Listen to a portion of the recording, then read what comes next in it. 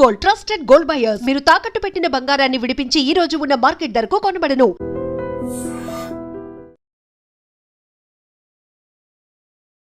Welcome to I dream. ఇప్పుడు జరుగుతున్న యుద్ధం ఎవరికి లాభం, ఎవరికి నష్టం, వ్యక్తిగతంగా లాభం ఉందా లేదు దేశాలకు లాభం ఉందా అనే అంశంపై మనతో మాట్లాడడానికి ప్రముఖ విశ్లేషకులు సురేష్ కొచ్చేటి గారు ఉన్నారు. ఆయనకి చాలా క్లారిటీ తెలుసుకున్నాం. సార్ నమస్తే. నమస్కారం. ఫిబ్రవరి 28 స్టార్ట్ అయిన యుద్ధం కొనసాగుతూనే ఉంది. ఒకవైపు ఇజ్రాయిల్ ఆధిపత్య పోరు కోసం, ప్రపంచంలో ఆధిపత్య పోరు కోసం అమెరికా, ఈ రెండు చేసిన దేశాల్లో ఇరాన్ నలిగిపోతుంది. రెండు దేశాలు కలిపి చేస్తున్న యుద్ధంలో దేశాలకు లాభమా లేదు యుద్ధంలో వాడుతున్న ఆయుధాలు సంపదకి, ఆయుధాలు చేస్తున్న వ్యాపారకు లాభమా? రెండు వైపుల నుంచి లాభాలు ఉన్నాయి. మనం చూస్తే ఒక 6 నెలల ముందు సౌదీ అరేబియా ఒక కాంట్రాక్ట్ సైన్ చేశారు యుఎస్తో 100 F-35 కొనడానికి. నాకు అర్థం కాదు, సౌదీ అరేబియా 100 F-35 ఎక్కడ పెట్టుకుంటారు? సరే, పెద్ద దేశం అది, వాళ్ళకి ఎవరితో యుద్ధం చేస్తారు? వాళ్ళు మ్యాక్సిమం హూతీల మీద ఒకసారి చేశారు యుద్ధం, అంతే. అది చాలా సంవత్సరాలు అయింది. అది ఎక్కువ కూడా అక్కర్లేదు, మీకు దానికి 10 ఎయిర్క్రాఫ్ట్ కూడా అక్కర్లేదు. అంటే వీళ్ళు ఏం చేస్తున్నారంటే సార్, అమెరికాని హ్యాపీగా పెట్టుకుంటున్నారు. ఇది మీరు చూస్తే ఐరానికలీ ఇప్పుడు ఏం జరుగుతుందంటే, ఈ మొత్తం గల్ఫ్ కంట్రీస్లో ఒకటే కంట్రీలో డెమోక్రసీ ఉంది. డెమోక్రసీ అని చెప్పలేము, ఎలక్షన్ ఉంది. అది ఏ రూట్లో వెళ్ళిన ఎలక్షన్, కానీ అది ఇరాన్లో ఉంది. అది మిగతా ఏ దేశం, Saudi Arabia, Khattar, Oman, Kuwait, Bahrain, UAE, ఎవరికి అక్కడ ఎలక్షన్ లేదు. అందరూ ఫ్యామిలీ వాళ్ళు నడిపిస్తున్నారు. ఎన్నో జనరేషన్స్ నుంచి వాళ్ళ ఫ్యామిలీ, వాళ్ళ కజిన్స్ అందరూ, వాళ్ళకు ఉన్నది ఆయిల్ అండ్ గ్యాస్, దాని మీద బతుకుతున్నారు.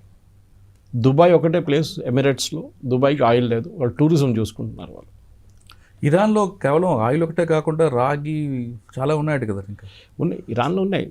ఇరాన్కి ఒక అడ్వాంటేజ్ ఏంటంటే, వీళ్ళందరికన్నా పాత ఒక సివిలైజేషన్ వాళ్ళు. ఇప్పుడు హోర్మూజ్ అంటాం సార్, మనం అందరు మాట్లాడుతున్నాం. హోర్మూజ్ వర్డ్ ఎక్కడి నుంచి వచ్చింది? అది పార్సీ వర్డ్. అది పార్సీ వాళ్ళ దేవుడు పేరు, అక్కడి నుంచి వచ్చిన వర్డ్ అది హార్మూజ్ అనేది. ఈ పార్సీలు తర్వాత పారిపోయి భారతదేశానికి వచ్చారు, మనకు తెలిసి టాటా వాళ్ళందరూ అక్కడి నుంచి అన్నమాట.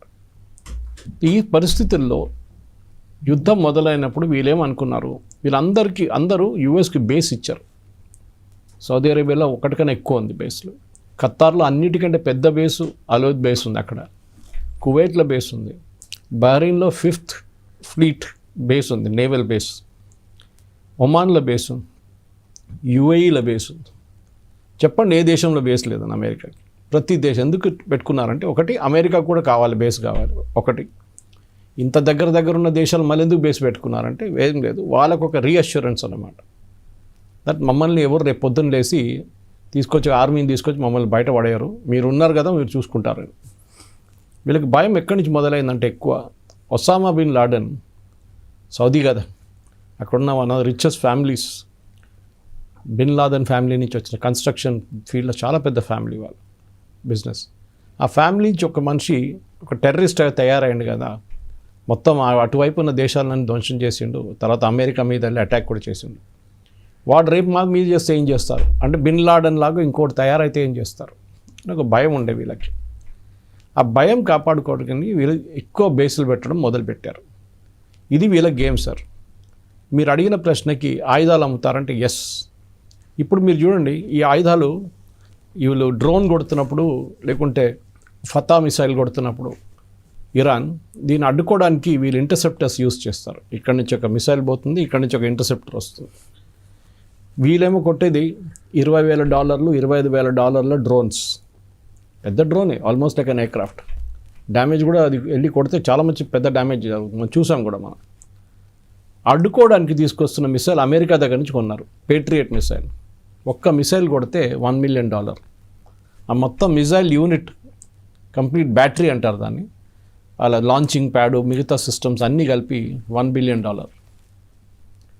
వాళ్ళకి డబ్బులు ఉన్నాయి, ఖత్తార్కి డబ్బులు ఉన్నాయి, ఎవరి దగ్గర లేదని చెప్పండి గల్ఫ్లో. సో వాళ్ళకి ఏంటంటే, అమెరికాని హ్యాపీ పెట్టుకోవడానికి, ఏ అమెరికన్ ప్రెసిడెంట్ వచ్చినా కానీ వాళ్ళని హ్యాపీ పెట్టుకోవడానికి ఆయుధాలు కొంటూనే ఉంటారు.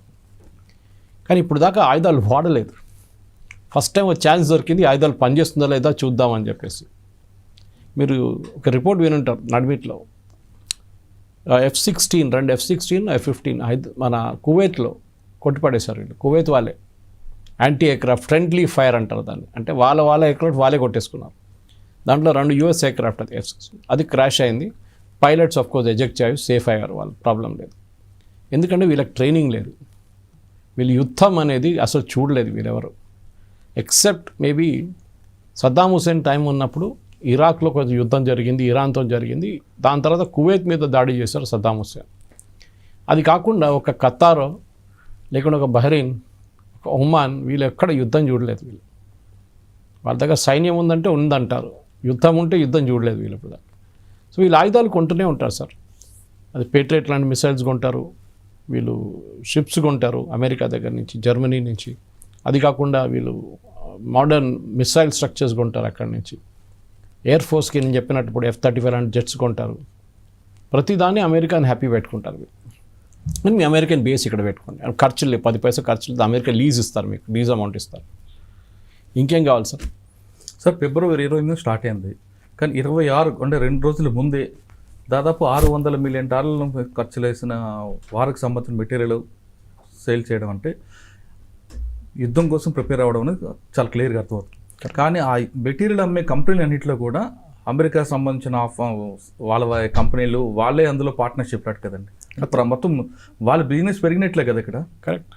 మీరు చూడండి, అమెరికాలో ఏ పొలిటీషియన్ అయినా కానీ, ఇప్పుడు మనం ట్రంప్ని తప్పుపట్టలేము. ట్రంప్ ముందని ఏ పొలిటీషియన్, బైడెన్ నుంచి మీరు బుష్ నుంచి క్లింటన్ నుంచి ఒబామా చూడండి, వీళ్ళందరూ క్యాబినెట్లో, వాళ్ళ క్యాబినెట్లో ఉండే సెక్రటరీ ఆఫ్ స్టేట్ కానివ్వండి, మిగతా డిఫెన్స్ సెక్రటరీ కానీ, వీళ్ళందరూ ఏదో ఒక రోజు ఈ అమెరికాలో ఉన్న ఆయుధ కంపెనీలు పనిచేశారు, లాబీయిస్ట్గా పనిచేశారు, వాళ్ళ కోసం మార్కెటింగ్ ప్రమోషన్స్ పనిచేశారు, చాలా పని.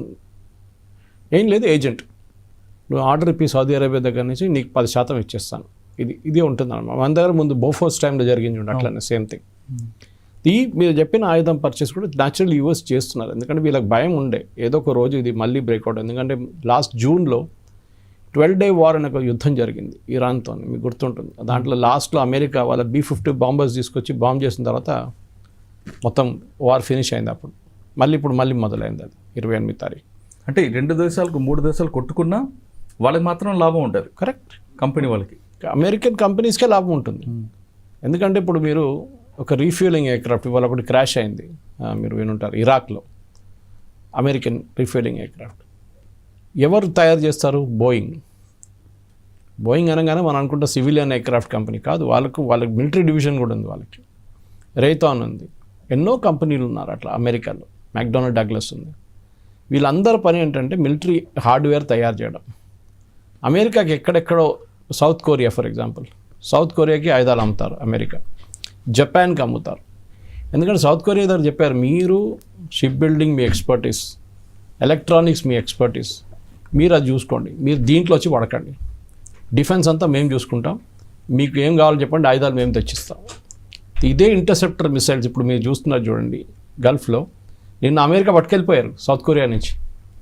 వాళ్ళు అన్నారు మాకోసం ఇచ్చారు, ఇప్పుడు మీకు తర్వాత ఇస్తాను, రీప్లేస్ చేస్తాను, ఇప్పుడు మాకు గల్ఫ్లో కావాలి, అక్కడ పనికి వస్తుంది అని చెప్పి. మిమ్మల్ని నార్త్ కొరియా వాడు ఇప్పుడు కొట్టాడు, మేము చూసుకుంటాం మిమ్మల్ని. ఇది వీళ్ళ అడ్వాంటేజ్. అంటే అవుట్సోర్స్ చేశారు అట్లా, డిఫెన్స్ పర్చేస్ అవుట్సోర్స్ చేసేసారు కంప్లీట్గా, అప్పగిచ్చేసారు. మీరు చూసుకోండి మా సెక్యూరిటీ. దానికోసం జపాన్ చూడండి, ఎప్పుడు పెద్ద ఆర్మీ పెట్టినారు వాళ్ళని. అది సెకండ్ వరల్డ్ వార్లో జరిగిన ఒక ఒప్పందం, సెకండ్ వరల్డ్ వార్ తర్వాత వాళ్ళు జపాన్ ఒక ఫుల్ ఫ్లెడ్జ్ ఆర్మీ ఎప్పుడు మెయింటైన్ చేయదని. చిన్న ఒక ఆర్మీ ఉంది వాళ్ళ దగ్గర, సెక్యూరిటీ US చూసుకుంటారు. సౌత్ కొరియా కూడా అంతే. మన ఆర్మీ సైజ్ చూస్తేనో లేకుంటే రష్యన్ ఆర్మీ సైజో చైనీస్ ఆర్మీ సైజ్ చూస్తే వీళ్ళందరూ అసలు నోబడి. కానీ ఈ దేశాన్ని కాపాడుకోవాలి, సో ఆయుధాలు అమ్ముతారు. దాంట్లో అమెరికా ఎప్పుడూ దాని గురించి వాళ్ళు అపాలజీ కూడా చెప్పారు. ఎస్ వీ సెల్ ఆర్మ్స్, అది వాళ్ళ బిజినెస్ అన్నమాట. అది కూడా చిన్న బిజినెస్లో పార్ట్నర్షిప్ అందు కూడా అమెరికాలో ఉన్న పెద్ద వాళ్ళందరూ ఉన్నారంటారు. కరెక్ట్, ఉన్నారు, ఓపెన్గా ఉన్నారు. మీరు అది చెప్తాను సార్, మీరు క్లింటన్ టైం నుంచి తీసుకోండి, రీగన్ టైం నుంచి తీసుకోండి, ప్రతి క్యాబినెట్లో ప్రతి రిపబ్లికన్ పార్టీ డెమోక్రటిక్ పార్టీ ఎవరున్నారో వాళ్ళ సీనియర్ లీడర్స్ అందరూ ఏదో ఒక టైంలో ఇట్లాంటి కంపెనీస్ కోసం పనిచేశారు. అంటే యుద్ధం వల్ల దేశాలు నష్టపోయినా వాళ్ళకి మాత్రం ప్రాఫిట్. ఎస్, ప్రాఫిటే వాళ్ళకి. ఎందుకంటే ఇప్పుడు యుద్ధం అనేది ఏంటి, యుద్ధం అనేది ఒక బిజినెస్ యాక్చువల్లీ. మీరు ఇప్పుడు చూస్తున్నారు, స్ట్రెయిట్ ఆఫ్ హార్మజ్ క్లోజ్ చేశారు. ఆయిల్ ప్రైసెస్ పెరిగింది, అవును. $100 కన్నా ఎక్కువ వెళ్ళింది. ట్రంప్ ఏం స్టేట్మెంట్ ఇచ్చారు నిన్న? మంచిదే పెరిగింది, ఆయిల్ ప్రైసెస్ పెరిగితే మనకి ఇంకా మన ఆయిల్కి ఇంకా రేటు దొరుకుతుంది మార్కెట్లో, నేను అమ్ముకోవచ్చు ఆలోచించి. కానీ వాళ్ళ ప్రజలు కష్టపడుతున్నారు, వాళ్ళు కూడా అది ఇంక్రీజ్ ఇన్ కాస్ట్ 20-30% ఎక్కువ వాళ్ళు కూడా కట్టాల్సి వస్తుంది పెట్రోల్ బంక్లు వెళ్ళినప్పుడు. వాళ్ళు గ్యాస్ స్టేషన్ అంటారు కదా, వాళ్ళు కడుతున్నారు కదా. ఆయన అది ఆలోచించట్లేదు. ప్రజలు కష్టపడుతున్నారు, ప్రజల మీద భారం ఉంది, లోకం అంతా కంప్లీట్ ఎకానమీ మెస్ అయిపోయింది. ప్రతి దేశం తీసుకోండి, పెద్ద దేశాలు ఎట్లనో వాళ్ళు అడ్జస్ట్ చేసుకుంటున్నారు. మన దగ్గర చూడండి ఎల్పిజి క్రైసిస్ ఉంది ఒకటి. ఇట్లాంటి అన్నీ ఉన్నప్పుడు ఏంటి, వాళ్ళ బిజినెస్ నడుస్తుంది అక్కడ. అమెరికా ఇప్పుడు 12వ రోజు దాకా, ఇప్పుడు 13-14 రోజులు ఎంత ఖర్చు అయింది దగ్గర, 12వ రోజు దాకా $11.2 బిలియన్ ఖర్చు చేశారు. $11.2 బిలియన్. అంటే 5,000 బాంబులు పడేశారంట. ఈ షిప్స్ మెయింటైన్ చేయాల్సి వస్తుంది, వాళ్ళ మీద ఉన్న కెరియర్ మీద వాళ్ళు ఉన్న సోల్జర్స్ ఉంటారు, గ్రౌండ్ ఆపరేషన్స్ ఉంటుంది, ఫైరింగ్ కోసం ఉన్న మిసైల్స్ కావాలి. ఇప్పుడు వాళ్ళ పార్లమెంట్ అంటే వాళ్ళ కాంగ్రెస్ దగ్గర వెళ్ళి ప్రెసిడెంట్ ట్రంప్ $50 బిలియన్ అడుగుతున్నాడు. యుద్ధం లాజికల్ ఎండ్ దాకా తీసుకెళ్ళాలంటే నాకు $50 బిలియన్ కావాలి. ఇవ్వకపోతే ఏమంటాడు, మీరు రష్యాకి అమ్ముకుని పోయా, మీరందరూ రష్యా ఇప్పుడు దీనిలో అడ్వాంటేజ్ తీసుకుంటారండి. కరెక్ట్, రష్యా కూడా అడ్వాంటేజ్ ఉంది. మీరు అమెరికా గురించి అడిగారు, మొన్నదాకా రష్యన్ ఆయిల్ అమ్మొద్దని చెప్పిన వాళ్ళు ఇప్పుడు వెళ్ళి ఇండియా దగ్గర వెళ్ళి మీరు రష్యన్ ఆయిల్ కొనుక్కోవాలని చెప్తున్నారు. యూరోప్ దగ్గర గ్యాస్ కొనకూడదని చెప్పి యూరోప్ వాళ్ళు అడుగుతున్నారు, మా గ్యాస్ కావాలి రష్యా దగ్గర నుంచి. పుటిన్ అల్టిమేట్ విన్నర్ సార్ ఈ యుద్ధంలో. ఎవరైనా అడిగితే ట్రంప్ కాదు, ఇరాన్లో ఉన్న సుప్రీం లీడర్ కాదు, ఇట్ ఈస్ యాక్చువల్లీ పుటిన్. ఇప్పుడు ఎవరు యుక్రెయిన్ రష్యా యుద్ధం గురించి అసలు మాట్లాడలేదు. అక్కడ ఏం జరుగుతుందో ఎవరికి తెలియదు. యూరోప్ మొన్నదాకా ఆయుధాలన్నీ యుక్రెయిన్కి అమ్మారు, అది కూడా బిజినెసే కదా సార్. అవును, అది కూడా బిజినెసే. అంటే యుద్ధంలో ట్రంప్ కానీ ఇరాన్ కానీ కాకుండా ఈ ఆయుధాలు అమ్ముతున్న కంపెనీ వాడికి 100% బెనిఫిట్. ట్రంప్ ఏం చేశాడు, బైడెన్ ఉన్నప్పుడు దాకా సార్ వీళ్ళేం చేశారంటే గ్రాంట్గా ఇచ్చారు అమౌంట్, అంటే మీరు తిరిగి కట్టక్కర్లేదు. యూరోప్ కూడా అంతే. యూరోప్ ఏం చేశారంటే రష్యా దగ్గర ఉన్న $300 బిలియన్ వాళ్ళ బ్యాంకులలో పడి ఉండే, అది సీజ్ చేసి ఆ డబ్బులు తీసుకొని వీళ్ళకి ఆయుధాలు అమ్మారు. అప్పుడు వాళ్ళు కట్టక్కర్లేదు యుక్రెయిన్. కానీ ట్రంప్ వచ్చిన తర్వాత రూల్ మార్చేసాడు. ట్రంప్ అన్నారు ఇంకా ఫ్రీగా ఇవ్వడం లేదు, మీరు డబ్బులు కట్టండి. సో జెలెన్స్కీ చేయలేపేశాడు, నా దగ్గర డబ్బులు ఎక్కడ, నా డబ్బులే లేవు నా దగ్గర. నీ దగ్గర రేర్ ఎర్త్స్ ఉంది కదా, అక్కడ ఎన్నో మినరల్స్ ఉంది కదా, ఓ పని చేయ, మినరల్స్ అన్నీ మాకు రాసి ఇచ్చేసాయి. సో అంతగా పెట్టి బిజినెస్ అయిపోయింది. సార్ ఇదంతా ఆధిపత్య పోరు కోసమేనా? ఎస్, డౌట్ ఏముంది సార్ దాంట్లో. ఎందుకంటే end of the day Trump ఒక ట్రాన్సాక్షనల్ పర్సన్, రియల్ ఎస్టేట్ నుంచి వచ్చారు. నేను ఇది ఇస్తాను, నువ్వు నాకేమి ఇస్తావు చెప్పు, ఇట్లా మాట్లాడతారని మీరు చూసుంటారు. ఆయన బాడీ లాంగ్వేజ్ కూడా అంతే. మేము ఆల్రెడీ వార్ అయిపోయింది అంటున్నారు, వాళ్ళ డిఫెన్స్ సెక్రటరీ ఏమో పీట్ హెస్కెత్ అంటున్నారు, కానీ ఇప్పుడేమో మొదలైంది అంటున్నారు. ఎవరి మాట నమ్మాలి మనం? ఇది ప్రాబ్లం. అమెరికాకి ఏంటంటే ప్రపంచ పోలీస్ వాళ్ళు చెప్పిన మాటని అందరు వినాలి, వినకపోతే వాళ్ళ మీద టారిఫ్లు వేస్తాడు. ఇప్పుడు మన యుద్ధంలో, ఈ నడుస్తున్న యుద్ధంలో స్పెయిన్ ఏమన్నా అన్నారంటే మేము దీంట్లో పార్టిసిపేట్ చేయము. వాళ్ళ దగ్గర కమ్యూనిస్ట్ ఒక ప్రధానమంత్రి ఉన్నారు, ఇప్పుడు మేము పార్టిసిపేట్ చేయం, మేము దీంట్లో అసలు 10 పైసలు డబ్బులు పెట్టాము, మా సపోర్ట్ షిప్ని పంపాము, మా ఎయిర్ ఫోర్స్ని పంపాము, మీరేం కావాలంటే చేసుకో. ట్రంప్ ఏమన్నాడు, మొత్తం టారిఫ్ పెట్టేస్తాను ఈ మీద, మొత్తం ట్రేడ్ రిలేషన్స్ కట్ ఆఫ్ చేసేస్తున్నారు రేపు. ఆలోచించండి, వీళ్ళందరూ యూరోపియన్ యూనియన్లో ఉన్నారు, చాలామంది ఈ దేశాలు నేటోలో ఉన్నారు. నేటో అంటే దాంట్లో యూఎస్ కూడా ఉంది. ఇప్పుడు మీరు పొద్దున్న లేస్తే ఒక మాట, సాయంత్రం కాగానే ఇంకో మాట అంటారండి. ట్రంప్ కూడా చూడండి సార్, దీంట్లో మెయిన్గా ట్రంప్కి అడ్వాంటేజ్ కానీ ట్రంప్ వాళ్ళ ఫ్యామిలీ క్రిప్టో కరెన్సీ నడిపిస్తున్నారు బిజినెస్. మన అసీం మునీర్ దాంట్లో చాలా పెద్ద డబ్బులు పెట్టుబడి పెట్టాడు. పాకిస్తాన్ ఫీల్డ్ మార్షల్ ఆయన పెట్టాడు. సో ఏం చేశాడు, పాకిస్తాన్కి ఏం కావాలంటే అది ఇచ్చేసారు. దీనికి కాన్ఫ్లిక్ట్ ఆఫ్ ఇంట్రెస్ట్ అంటారు. మీరు ప్రెసిడెంట్గా ఉన్నప్పుడు మీ కంపెనీ, మీ ఫ్యామిలీ కంపెనీని మీరు ప్రమోట్ చేయకూడదు. మీరు దాని తర్వాతనో దాని ముందో మీరు ఏం కానీ చేసుకోవచ్చు, కానీ మీరు ప్రెసిడెంట్గా ఉన్నప్పుడు మీరు వాడకూడదు. ఎందుకంటే మీరు ఏదైనా ఫేవర్స్ ఇవ్వచ్చు, కాన్ఫ్లిక్ట్ ఆఫ్ ఇంట్రెస్ట్ అంటారు దీన్ని. కానీ ఇప్పుడు జరిగిన యుద్ధంలో మనం చూస్తున్నామంటే end of the day balance sheet ఒకటి వస్తుంది. ఇప్పుడు కాకపోతే ఇదన్నా అయినాక ఒక బ్యాలెన్స్ షీట్ వేసుకొని కూర్చుంటారు, ఇంత ఖర్చు, ఇంత ఆదాయం, ఇంత లాభం. అండ్ డెఫినెట్లీ అమెరికాలో మీరు చెప్పినట్లు అక్కడున్న ఆర్మమెంట్ కంపెనీస్కి ఇది పెద్దగా పండుగ దివాళీ వాళ్ళకి. ఒక థర్డ్ మిసైల్ తయారు చేయాలంటే 5 మిలియన్ అక్కడ. ఒక టామహాక్ క్రూజ్ మిసైల్ కొడితే 2 మిలియన్ పోయింది. ఒక రాడార్ సిస్టమ్ అంటే $2.5 బిలియన్ మన ఖతార్లో వీళ్ళు కొట్టారు, ఇరానియన్ కొట్టారు డ్రోన్తో. $2.5 బిలియన్. చిన్న చిల్లర సార్ ఇదంతా, పెద్ద అమౌంట్ దాన్ని. ఓకే సార్, అల్టిమేట్గా తీసుకుంటే ఇది మరో ఈస్టర్న్ కంపెనీ లాగా మన మీదకి ఏమైనా వచ్చే అవకాశం కనిపిస్తుందంటారు? మనకి ప్రాబ్లం లేదు సార్. మన ప్రాబ్లం సింపుల్ ఏంటంటే మనం క్రూడ్ ఆయిల్లో మనం బల్క్ పర్చేసర్. మన దేశంలో ఉన్న కృష్ణ మనం ఆయన చెప్పిన దగ్గర కొనాలి అనేది ఒక కండిషన్ పెడుతున్నాడు కాబట్టి రాబోయే కాలంలో ఏమైనా ఆ విధంగా ప్రవర్తించే అవకాశం కనిపిస్తుందా? అక్కడ నుంచి కొనాలని ఎందుకు చెప్పిండు అది ఆలోచించండి. బైడెన్ కూడా ఇదే మాటకు మనకి చెప్పిండు లాస్ట్ టైం 12 డే వార్ వచ్చినప్పుడు. ఓకే, దానికన్నా ముందు కూడా బైడెన్ ఏమన్నారంటే ఇంటర్నేషనల్ డ్రైవ్లో ప్రైసెస్ పెరుగుతున్నాయి, మీరు ఒక పని చేయండి ఇండియా, మీరు రష్యా దగ్గర నుంచి కొనుక్కోండి, వాళ్ళు డిస్కౌంట్లు ఇస్తా అంటున్నారు, $40 ఎంతో పర్ బ్యారెల్ ఇస్తారు, మీరు పని చేయండి, మీ మార్జిన్ పెట్టుకోండి, మీ రిఫైనింగ్ మార్జిన్, మీ షిప్పింగ్ కాస్ట్ అన్నీ పెట్టుకొని మీరు ఎక్కడ కావాలంటే అక్కడ అమ్ముకోండి అన్నారు. మనం యూరోప్కి అమ్మాము, యూఎస్కి అమ్మాము, మన కోసం వాడుకున్నాం దేశం కోసం.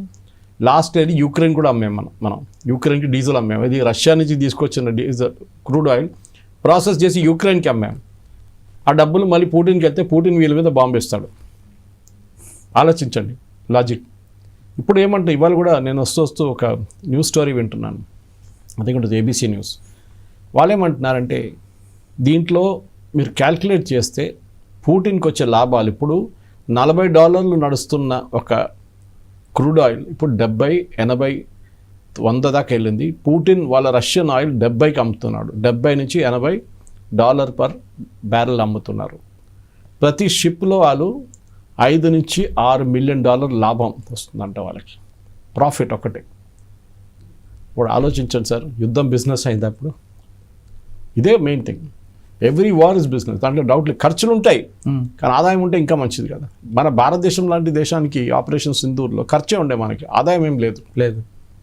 మనం కొట్టిన ప్రతి మిసైల్కి ఒక కాస్ట్ ఉంటుంది, మనం యూజ్ చేసిన ప్రతి బ్రహ్మోస్కి కాస్ట్ ఉంటుంది, మన దాంట్లో మన ఫైటర్స్కి యూజ్ చేసిన ఫ్యూయల్కి కాస్ట్ ఉంటుంది, అన్నిటికీ కాస్ట్ ఉంటుంది. బంగ్లాదేశ్ వార్ తర్వాత మనకి 3 సంవత్సరాలు పట్టింది సార్ రెసెషన్ నుంచి బయటికి రావడానికి. అంత ఖర్చు పెట్టాం మనం. చిన్న యుద్ధం కాదు అది, ఆ టైంలో చాలా పెద్ద అమౌంట్ అది. కానీ బయటపడతాం ఒకరోజు. బిగ్గర్ కాస్ అంటాం, మనం బంగ్లాదేశ్ని రక్షించడానికి వెళ్ళాము, అది మనం చేసి సాధించి వాళ్ళకి ఇండిపెండెన్స్ ఇప్పించాం. ఖర్చు అయింది. ఇన్ఫాక్ట్ మీకు గుర్తుంటుంది ఆ టైంలో ఈవెన్ స్టాంపులు, ఒక ₹5 స్టాంప్ ఉండే, ఒకటి స్పెషల్ స్టాంప్ బంగ్లాదేశ్ కోసం. బస్ టికెట్ల మీద 5 పైసలు తీసుకుంటుండే. అఫ్కోర్స్ అది వాళ్ళ కోసం అని చెప్పి తీసుకున్నాం, బంగ్లాదేశ్కి వాళ్ళ సహాయం చేయడానికి. కొత్త రాష్ట్రం కదా, వాళ్ళ డబ్బులు లేవు, పాకిస్తాన్ పారిపోయారు, పాపం వాళ్ళని హెల్ప్ చేయాలని చెప్పి మనం చేసాం. ఇప్పుడు మన తల మీద కూర్చున్నారు వాళ్ళు. ఇది డిఫరెన్స్. సార్, ఇప్పుడు ఆ యుద్ధ ప్రభావం గ్యాస్ మీద పడింది, సామాన్యులందరూ మన దగ్గర నిలబడలాడిపోతున్నారు. దీనికి పరిష్కారం ఏమి? సార్, ఒకటి మనం అర్థం చేసుకోవాలి, మనం ప్రతి సంవత్సరం 33 మిలియన్ టన్స్ ఎల్పిజి కొంటున్నాం. దీంట్లో 88% మన డొమెస్టిక్ కన్జంప్షన్లో ఉంటుంది ఎల్పిజి. ఇప్పుడు కొత్త సిస్టమ్ ఏమొచ్చిందంటే compress natural gas and piped natural gas ఒకటి ఉంది, లిక్విడ్. అది మీరు పెద్ద పెద్ద అపార్ట్మెంట్లో చూసుంటారు, ఎల్లో కలర్ పైప్ వెళ్తుంది, అక్కడ మీకు ఎల్పిజి ఎక్కర్లేదు. ఇది 2 different technologies. LPG for example ఎక్కడో లీక్ అయితే ఎల్పిజి గ్రౌండ్ లెవెల్లో ఉండిపోతుంది గ్యాస్, దానికోసం బ్లాస్ట్ అవుతుంది. మన ఈ పైప్ గ్యాస్ చూడండి, అది లీక్ అయితే అది లైటర్ ఉంటుంది, పైన ఎయిర్లో వెళ్ళిపోతే అక్కడి నుంచి వెళ్ళిపోతుంది బయటికి. ఎనీవే, అది టెక్నికల్ టర్మ్స్ చెప్తాం.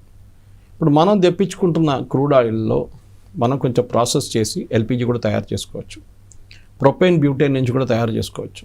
అది కాకుండా ఎల్పిజి డైరెక్ట్లీ మనం తెప్పించుకుంటున్నాం. గవర్నమెంట్ ఆఫ్ ఇండియా మన దగ్గర ఉన్న టోటల్ నెంబర్ ఆఫ్ కనెక్షన్స్ చూసి డిసైడ్ చేశారు మనం కొంచెం రెస్ట్రిక్షన్స్ పెట్టాలని చెప్పి. మోదీ గారు టేక్ ఓవర్ చేసుకున్నప్పుడు సార్, నా if I remember my memory serves me right, 14,50,00,000 మంది ఎల్పిజి కన్జ్యూమర్స్ ఉన్నారు మన దేశంలో 2015లో మోదీ గవర్నమెంట్ అప్పుడు టేక్ ఓవర్ చేశారు.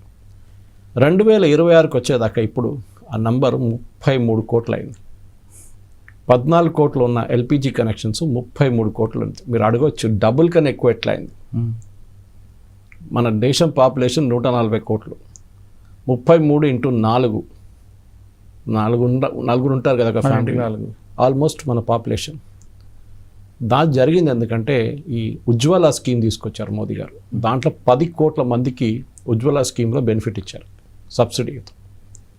మీరు 14 + 10 యాడ్ చేస్తే మీకు 24 వస్తుంది, 25 అనుకోండి బికాస్ 0.5 ఉంది. దాంతోపాటు రెగ్యులర్గా ఫ్యామిలీస్ ఇప్పుడు స్ప్లిట్ అవుతున్నారు. స్ప్లిట్ అంటే ముందు కుటుంబం నుంచి విడిపోయి పెళ్లి అయిన తర్వాత వాళ్ళు వెళ్ళి సెటిల్ అవుతుంది, వాళ్ళు కొత్త గ్యాస్. కొంతమంది ఇంట్లోనే 2 కుటుంబాలు 2 వంటిల్లు ఉంటున్నాయి. అదే టెక్నికల్ రూల్ ఏంటంటే మీకు ఒక కొత్త కనెక్షన్ మీ అదే ఇంట్లో అప్లై చేయాలంటే మీకు ఇంకో కిచెన్ చూపించాలి. మీరు చూపించాలి. పాత సిస్టంలో ఉండేది. అవును, వాళ్ళు వచ్చి ఇన్స్పెక్ట్ చేస్తారు 2 కిచెన్లు ఉన్నాయా 2 ఉన్నాయా అని చెప్పి. అప్పుడు వీళ్ళు తయారు చేస్తారు కిచెన్ దానికోసం. ఎనీవే ఇప్పుడు అదంతా చాలా ఈజీ అయిపోయింది, ప్రాబ్లం లేదు. మన ప్రాబ్లం ఏంటంటే ఒకటి మనం మొత్తం బయట నుంచి తెప్పించుకుంటున్నాం. ఈ యుద్ధం వచ్చిన తర్వాత naturally Saudi Arabia which is one of the world's largest gas producer and Qatar, వీళ్ళిద్దరు ప్రొడక్షన్ ఆపేశారు. ఆ వార్ మొదలై అప్పుడే ఆ టైంలోనే మనం 8 ట్యాంకర్లు ఎల్పిజి ఫిలప్ చేసుకొని సౌదీ అరేబియా దగ్గర నిలబడింది. ఇప్పుడు కూడా అది స్ట్రైట్ ఆఫ్ హార్మూజ్ క్రాస్ చేయాలి. మన ఒక షిప్ 2 షిప్లు క్రాస్ చేసినాయి. జయశంకర్ గారు వాళ్ళ ఫారిన్ మినిస్టర్తో మాట్లాడి మన దగ్గర కావాల్సిన కెపాసిటీ మనకి ఉంది ఎల్పిజి డొమెస్టిక్ సెగ్మెంట్కి.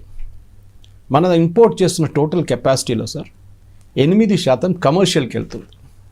అంటే హోటల్ కానీ, డాబాలు కానీ, టిఫిన్ సెంటర్లు కానీ, ఇండస్ట్రియల్ క్యాంటీన్ కానీ, కాలేజ్ క్యాంటీన్లు కానీ, ఏదైనా దీనికి 8%. అంటే 33 మిలియన్ టన్స్లో 8% వెళ్తుంది కమర్షియల్. కానీ అన్నిటికంటే పెద్ద లొల్లి వాళ్ళ దగ్గర నుంచి వస్తుంది. డొమెస్టిక్ సెగ్మెంట్ ఏమవుతుందంటే మన దగ్గర ఒక ఫిలాసఫీ ఉంది సార్, అది ఎప్పుడు నాకు అర్థం కాదు. అది ముందు పెట్రోల్ ప్రైసెస్ వారానికి మార్చుతుండే గవర్నమెంట్, కాకుండా 14 రోజులు ఒకసారి ₹1.20 పెరిగింది అనగానే అక్కడ పెట్రోల్ బంక్ అవుట్ లైన్ ఉంటుంది, ఫుల్ ట్యాంక్ కొట్టించుకుంటారు అందరూ. నాకు అర్థం కాదు. ఈవెన్ మర్సిడీస్ బెంజ్ కూడా ఉంటాడు ఆ లైన్లో. 2 గంటల సేపు 3 గంటల సేపు బండ్లో కూర్చొని ఆ బండి నడిపించుకొని ఉన్న ఫ్యూయల్ అంతా ఖర్చు చేసి మళ్ళీ వెళ్ళి ఫుల్ ట్యాంక్ కొట్టించుకుంటారు. ఒక ₹100 ₹200 యూ కెన్ సేవ్ అంతే. ఎందుకంటే రేపు పొద్దున పెరుగుతున్న రేటు పెరుగుతుంది. ఇప్పుడు కూడా అదే జరిగింది. ప్యానిక్ బయింగ్ ఎందుకు? ఒక ఇంట్లో మీకు ఒక యావరేజ్, మా ఇంట్లో చూస్తే మేము మా హస్బెండ్ వైఫ్ మేము ఇద్దరం ఉన్నాం. కూతురు పెళ్ళి అయిపోయింది, సెటిల్ అయిపోయింది. మేము మా ఇద్దరికి 45 రోజులు వస్తుంది సార్ గ్యాస్. ఓకే, ఇంటింటికి వేరీ కావచ్చు. కొంతమంది నాన్ వెజ్ వాడతారు, మా దగ్గర vegetarian pure, so no problem. మనం ఒక 30 రోజులు తీసుకుందాం. గవర్నమెంట్ ఏమన్నారు ముందు 20 రోజుల తర్వాత, అంటే మీరు ఇవాళ మీరు గ్యాస్ అయిపోయింది, మీరు ఆర్డర్ చేయడానికి మీరు లాస్ట్ ఎప్పుడు ఆర్డర్ చేశారో అక్కడి నుంచి 20 రోజులు. సో 1 మార్చ్కి మీరు ఆర్డర్ చేశారు, లాస్ట్ మార్చ్ 20th అది 25th చేశారు. అంతే, ఒక టెంపరీ పీరియడ్ అది. అప్పుడు ఏమైంది, ప్యానిక్ అయిపోయారు. అరే అయిపోతుంది గ్యాస్ అంతా, ఇక గ్యాసే లేదు, అందరు లైన్ కట్టేశారు. ప్రతి ఎక్కడికైనా మీరు ప్రాబ్లం కూడా మీరు ఇందాక చెప్తున్నట్లుగా కమర్షియల్ దీంట్లో వచ్చింది. కమర్షియల్ ప్రాబ్లం ఎక్కడ వచ్చిందంటే సార్, ఇది గవర్నమెంట్ ముందు నుంచి చేయాలండి ఒక పని. ఈ కమర్షియల్ రిలయన్స్ వాళ్ళంటే ఇడిచేసేయాలండే, నయారా రిలయన్స్ దగ్గర చెప్పాలండే, బాబు ఈ కమర్షియల్ అంతా మిమ్మల్ని అప్పగిచ్చేస్తున్నాం, మీరు మార్కెట్ రేట్ పెట్టి వాళ్ళకి అమ్ముకోండి, వాళ్ళకి సంబంధం లేదు. కానీ గవర్నమెంట్ ఇప్పటి నుంచో పోనీలే అని చెప్పేసి, ఇవాళ పొద్దున నేను ఒక స్టూడియోకి వెళ్ళాను. స్టూడియో పేరుగా చెప్పకూడదు, కానీ దాని పక్కన ఇంకో టిఫిన్ సెంటర్ ఉండే, అక్కడ వెళ్ళాను బ్రేక్ఫాస్ట్ చేద్దామని చెప్పి. అక్కడ చూస్తే డొమెస్టిక్ సిలిండర్ వాడుతున్నారు టిఫిన్ సెంటర్లో. నేను అడగలేదు, మళ్ళీ నాకు బాధ అనిపించింది. మేబీ వాళ్ళకి ఇప్పుడు రావట్లేదేమో, 19 కిలోమీటర్ కమర్షియల్ రావట్లేదు, వాళ్ళు డొమెస్టిక్ సిలిండర్ వాడుకుంటారు. మిస్యూస్ ఉంది సార్ సిస్టంలో చాలా మంది. అంటే వాళ్ళు అది వాడకపోతే వాళ్ళ జీవనం గడదు కదా. ప్రాబ్లం ఏంటంటే పెద్ద హోటల్ వాళ్ళకి ప్రాబ్లం లేదు, చిన్న వాళ్ళకే వస్తుంది. చిన్న వాళ్ళకి domestic to commercial rate difference ఇది 900, అదేమో 1400-1500. సో న్యాచురల్లీ వాళ్ళు టిఫిన్ సెంటర్ వాళ్ళు మిర్చి బజ్జీ తయారు చేసేవాళ్ళు ఇది డొమెస్టిక్ వాడుకుంటున్నారు. దీనికి ఒక సొల్యూషన్ కావాలి మనకి. ఎందుకంటే మనం కమర్షియల్లో మనం చెప్పాను చూడు, ఇప్పుడు 8% ఉంది, కానీ వాళ్ళ దగ్గర నుంచి అన్నిటికంటే ఎక్కువ టిఫిన్. ఇప్పుడు ఇవాళ కూడా లంచ్ నేను చేయడానికి బయటకు వెళ్తే వాడు పెద్ద కాంప్లికేటెడ్ ఒక సెంటర్ ఉంది మన దగ్గర, ఆఫ్ స్టూడియో దగ్గరే, ఇంత పెద్ద మెనూ కార్డు ఉంది. వాడు యాక్చువల్లీ చూస్తే వాడు ముందు ఒక పేపర్ పెట్టాడు, ఈ ఇండియన్ మీల్స్లో ఇది ఉంది ఇది తీసుకోండి అంతే. ఏమైందిరా అంటే గ్యాస్ లేదంటున్నాడు. సరే నో ప్రాబ్లం, అది అడ్జస్ట్ చేసుకోవాల్సింది, గుడ్ లెసన్. తిరుమలలో సార్ గ్యాస్ యూస్ చేస్తారా? స్టీమ్ కదా. అవును, కొచ్చిన్ ఎయిర్పోర్ట్ టోటలీ సోలార్ మీద నడుస్తుంది. Including their kitchens. అవును, అంటే మీరు ఇంగ్లీష్లో అంటారు necessity the mother of invention. అంటే మీరు ఆ టైంకి వచ్చినప్పుడు అందరూ ఇప్పుడు మైక్రోవేవ్ ఎక్కడ, పాత ఇండక్షన్ కుక్కర్ పైన ఎక్కడ పడింది కదా, అది బయటికి అని చెప్తున్నారు, మర్చిపోయారు దాని గురించి. సో దీదే మన దగ్గర ప్రాబ్లం ఎక్కడ వస్తుందంటే, మనం ఎనర్జీ ఇంటెన్సివ్ నేషన్. మనం చైనా మనం కలిసి చూస్తే ఇప్పుడు స్ట్రైట్ ఆఫ్ హార్మోస్ నుంచి బయటికి వస్తున్న ఫ్యూయల్లో 50% మనం ఇద్దరు కలిసి వాడుకుంటున్నాం. 50%. ఎందుకంటే స్ట్రైట్ ఆఫ్ హార్మోస్ నుంచి వచ్చే ఆయిల్ అంతా ఏషియాకి వెళ్తుంది, యూరోప్కి వెళ్ళదు.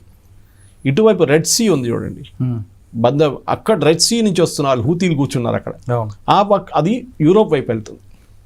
ఇటు తిరిగితే హూతీలు కొడతారు, అది ఏషియా వైపుకి వస్తున్నా అని చెప్పి. అది యూరోప్ వాళ్ళు కొట్టలేరు, అది వెళ్ళిపోతుంది. యూరోప్ దగ్గర ఏంటంటే వాళ్ళు కూడా డిపెండెంట్ ఆన్ ఫ్యూయల్ రేట్స్. కానీ వాళ్ళు ఇప్పుడు దాకా ఈ రష్యా యుక్రెయిన్ వార్ మొదలయ్యాక రష్యా మీద డిపెండెంట్ ఉన్నారు సార్ వాళ్ళు చాలా మటుకు. రష్యా వాళ్ళకు గ్యాస్ ఇస్తుండే అండ్ ఫ్యూయల్ ఇస్తుండే. వీళ్ళు రష్యా మీద బ్యాన్ పెట్టారు. ఇప్పుడు ఏమైంది, మొన్నప్పుడు ఈ క్రైసిస్ మొదలైనప్పుడు పుటిన్ దగ్గర వెళ్ళి అడుగుతున్నారు, మీరు గ్యాస్ ఇస్తారంటే, పుటిన్ అన్న నేను పిచ్చోడు అనుకున్నావా, నాకు కావాల్సినప్పుడు మీరు చేయించేశారు, ఇండియాని హెల్ప్ చేస్తారు, ఎందుకంటే వాళ్ళు ప్రాబ్లం ఉన్నప్పుడు ఇండియా మా దగ్గర కొన్నారు, వీ విల్ హెల్ప్ దెమ్ అన్నారు. ఇది మనం మర్చిపోకూడదు సార్. యూరోప్లో ఇప్పుడు ఆల్మోస్ట్ 20% ఇన్ఫ్లేషన్ ఉంది అట్ ద బంక్. ఆలోచించండి, ప్రతి దేశానికి ప్రాబ్లం. బంగ్లాదేశ్ దగ్గర డీజిల్ లేకుండా మన దగ్గర అడిగితే మనం 500 మిలియన్ టన్స్ ఇచ్చాము, 500 MT ఇచ్చాము మనం. ఇది ప్రాబ్లం. ప్రతి నేపాల్ ఆలోచించండి, వాళ్ళకి పోర్ట్ కూడా లేదు, ల్యాండ్ లాక్ కంట్రీ. అంటే మనం ఆల్టర్నేటివ్ చూసుకోకుండా ఒకదాని మీద డిపెండ్ అవుతున్నాం. అదే కదా. ఇప్పుడు సడన్గా నేను చెప్తాను, చాలామంది మా ఫ్రెండ్స్ వాళ్ళ పొద్దున్నే చూస్తున్న అందరు సోషల్ మీడియా పోస్ట్లో వాళ్ళు ఇండక్షన్ కుక్కర్ మీద, ఇండక్షన్ ఇది టీ తయారు చేయడానికి ఫ్లాస్క్, ఎలక్ట్రిక్ ఫ్లాస్క్, అంటే మీ దగ్గర ఉంది ఇదంతా తీసి లోపల పెట్టారు. ఇప్పుడు వాళ్ళు వాడుతున్నారు. So I'm not saying that's a long term solution, కానీ పైప్డ్ గ్యాస్ ఒక పెద్ద సొల్యూషన్. అది ఎఫిషియన్సీస్ ఎక్కువ ఉంటుంది దాంట్లో. పెద్ద పెద్ద కమ్యూనిటీస్ అంతా పైప్ గ్యాసే వాడాలి. కానీ మన దగ్గర కూడా అంత ఎక్స్పాన్షన్ బాగా జరగట్లేదు. భాగ్యనగర్ గ్యాస్ మన దగ్గర ఉంది, మా ఇంటి పక్క నుంచి వెళ్తుంది, కానీ మా కాలనీలు ఎక్కడ ఇవ్వలేదు వాళ్ళు ఇప్పుడు దాకా. వాళ్ళు పెద్ద పెద్ద అపార్ట్మెంట్ చూస్తున్నారు, వాళ్ళకి అక్కడే ఎకానమీస్ ఆఫ్ స్కేల్ అంటాం మనం, వాళ్ళ లాభం వస్తాను. కానీ ఇప్పుడున్న దాంట్లో ప్యానిక్ బై చేయకూడదు. నేను అదే మళ్ళీ ఎందుకంటే మీరు ఎన్ని సిలిండర్ తీసుకొని ఇంట్లో పెట్టుకుంటారు, మీకు 5 రోజులకు ఒక సిలిండర్ కావద్దు కదా, మీరు టిఫిన్ సెంటర్ నడిపిస్తే అవుతుంది అది. అది కాకుండా మీరు నార్మల్ 3 ఉన్న ఇంట్లో కూడా నెలపాట నడుస్తుంది. అది ప్యానిక్ బయింగ్ ఎందుకు? ఇది మన మెంటాలిటీలో ఉంది సార్. ఇది ఏదైనా షార్టేజ్ వస్తుంది అనగానే నెక్స్ట్ డే అంటే అదే గంటలు అందరి లైన్లో పడతారు. అరే పెరుగుతుంది, అవి ఇంత 10 పైసలు పెరుగుతుంది, అరే ఇవ్వాలి తీసుకోవాలి నేను. దానికోసం ఇంత జూన్ 2 పెట్రోల్ బంక్లో రష్ ఉందా సార్? లేదు. ఎందుకు? పెట్రోల్ కూడా అయిపోవాలి కదా. అవ్వాలి. గ్యాస్ పెట్రోల్ అవుద్దని రేపు పేపర్లో వస్తే అక్కడ కూడా లైన్. ఇదే ప్రాబ్లం. సో నేను ఫైనల్గా చెప్పండి, ఇప్పుడు యుద్ధానికి బ్రేక్ పడుతుంది అంటే మీకున్న అనుభవం ప్రకారం సార్ పూర్తిగా ఎండిపోవాలా? అమెరికా లేదు, ఆ 3 కండిషన్లు ఒప్పుకుంటే అమెరికా యుద్ధం మొదలుపెట్టింది. ఇప్పుడు ఇరాన్ ఏమంటారు, మేము డిసైడ్ చేస్తాం ఎప్పుడు బంద్ చేయాలనేది. 2 సెనారీస్ ఉన్నాయి సార్. ఒకటి, ఇరాన్ దగ్గర ఆయుధాలు అయిపోతాయి, డ్రోన్లు కానీ మిసైల్ కానీ. వాళ్ళు ఫస్ట్ డే ఫైర్ చేసిందికి అంటే 28 తారీఖు రాత్రే ఫైరింగ్ మొదలు పెట్టారు వాళ్ళు. దాని నెక్స్ట్ డేకి వచ్చేదాకా 60% పడిపోయింది, దాని తర్వాత 40% పడ్డది మళ్ళీ. ఇప్పుడు ఇరాన్ రేషన్ చేసి కొడుతున్నారు. ఎక్కడి నుంచో వాళ్ళ దగ్గర ఆయుధాలు ఉన్నాయి. ఇంకా ఫర్ ఎగ్జాంపుల్ లాంచర్స్, మీరు మిసైల్ లాంచ్ చేయాలంటే ఒక లాంచర్ కావాలి. మన దగ్గర గణేష్ తీసుకెళ్తారు చూడండి, అట్లాంటి ఒక ట్రక్, ఆ ట్రక్ మీద ఒక యాంగిల్లో ఒక మిసైల్ లాంచర్ ఉంటుంది. దాన్ని ఇట్లా పెట్టి మిసైల్ ఎక్కించి కోఆర్డినేట్స్ దాంట్లో కొట్టి ఫైర్ చేయాలి. ఈ ఎంటైర్ ప్రాసెస్ మీకు అర్ధగంట తీసుకుంటుంది. మీరు మొత్తం ప్రిపేర్ చేసి బయటికి తీసుకొస్తే 5 నిమిషాలు తీసుకుంటుంది. అంటే ఎక్కడో దాచిపెట్టారు బేస్మెంట్లో, బయట గుంచుకొచ్చి పెట్టింది. ఈ 5 నిమిషాల్లో లేకుంటే 30 నిమిషాల్లో పైన శాటిలైట్ చూసుకుంటుంది మిమ్మల్ని. మీ కోఆర్డినేట్స్ మార్క్ చేసి ఒక మిసైల్ పంపిస్తారు. అది లాంచ్ చేసి పక్కన వెళ్ళంగానే ఇది మొత్తం పేలిపోతుంది. So launcher cannot be used again. ఈ లాంచర్ లేకుండా మిసైల్ పెట్టి ఏం చేయలేరు. మీరు డ్రోన్స్ యూజ్ చేయొచ్చు. డ్రోన్స్ మన దగ్గర పికప్ ట్రక్స్ ఉన్నాయి చూడు, చిన్నది పోర్టర్ లాంటి వెహికల్స్ వస్తాయి, దాంట్లో పెట్టి లాంచ్ చేయొచ్చు మీరు. అది కూడా ఒక లిమిట్ ఉంటుంది. ఎవరు అమ్ముతున్నారు వీళ్ళకి? ఇప్పుడు ఎవరు అమ్మరు ఈ టైంలో. వాళ్ళ దగ్గర ఉన్నదే వాళ్ళు ఎక్స్పెండ్ చేస్తున్నారు. సో ఏదో ఒక రోజు ఇది అయిపోతుంది, అప్పుడు యుద్ధం ఆగొచ్చు. ఇటువైపు అమెరికా వైపు నుంచి చూస్తే వాళ్ళు ఇప్పుడు యుద్ధం అయిపోయిందని వెళ్ళిపోతే కూడా ఏం కాదు. ఇరాన్ అంటారు మీరు ఎక్కడ పోతాం ఉండండి, ఇంకా యుద్ధం కాలేదు, మనం ఇంకా కొట్టుకోవాలి మనం. మీరు ఎట్లా వెళ్తారు అట్లా? మీరు ఇంత చేశారు, మా ధ్వంసం చేసి వెళ్తున్నారు మమ్మల్ని, 3 కండిషన్స్ పెట్టాము, మీరు ఎంత ధ్వంసం చేశారు, ఆ డబ్బులను మాకు ఇవ్వండి, మా లీడర్ని చంపారు, మేము ఇడిచేస్తాం అనుకున్నారు మిమ్మల్ని అట్లా. సో ఇది అసిమెట్రిక్ వార్ అంటారు దీన్ని. మనం వియట్నాంలో చూసాం ఇది. సార్ లీడర్ అని ఉన్నారు కాబట్టి ఒక దేశ అధ్యక్షుడిని అమెరికాని దారుణంగా చంపడం, మరొక దేశ అధ్యక్షుడిని రాత్రి కిడ్నాప్ చేయడం, ఇన్ని జరుగుతున్నప్పుడు ప్రపంచంలో మిగతా దేశాలు ఇంక్లూడింగ్ భారత్ కూడా ఖండించడం ఎందుకు లేదండి? కన్నీ చేంజ్ చేస్తారు. కనీసం రేపు పొద్దున మనకు కూడా రావచ్చు కదా అటువంటి సమస్య. మనకు చేయరు, దానికి తెలుసు వాళ్ళకి. ఈ మడూరో అని చెప్పిన మనిషి ఒక మహాత్మాయత కాదు, నా అడుగు #1 ఫ్రాడే. అందరు తెలుసు, ఎంతమందిని చెప్పారు అందరు తెలుసు. అందుకని ముందు హ్యూగో షావేస్ అని ఉండే వాళ్ళ బాస్, ఈక్వల్లీ నోటోరియస్ ఫెలో. అక్కడ ఉన్న అమెరికన్ కంపెనీలు అందరినీ నేషనలైజ్ చేసి పడేశారు. ఆయిల్ కంపెనీస్, షెవర్స్ కానీ, ఇది మన ఎక్సాన్ మొబైల్ కానీ, షెవ్రాన్ కానీ, వీళ్ళందరినీ. సో ఇక్కడ ఇరాన్లో వీళ్ళు కూడా మహాత్మాలు గారు ఎంతోమందిని చంపారు. మొన్న 1500 నుంచి కొంతమంది 3000, 4000 అంటున్నారు, అంతమందిని చంపారు కదా. So they are also not equally. America ఎవరు ఎంటబడతారు సార్? ఏ దేశంలో ఆయిల్ ఉంది? భారతదేశంలో ఆయిల్ ఉందా? లేదు. ఇక్కడ రారు వాళ్ళు. అమెరికా ఎప్పుడైనా ఏదైనా ఇంతమంది డిక్టేటర్ మ్యాక్సిమం ఉన్నది ఆఫ్రికాలో, అక్కడికి వెళ్ళారు ఎప్పుడైనా? లేదు, వెళ్ళరు. ఆయిల్ లేదు కదా. వెనెజువేలా దగ్గర వరల్డ్స్ లార్జెస్ట్ ఆయిల్ డిపాజిట్స్ ఉన్నాయి, వాళ్ళు తీయట్లేకపోతున్నారు బయటికి, అంతే. అది ఇంకో reason. Second largest Saudi Arabia.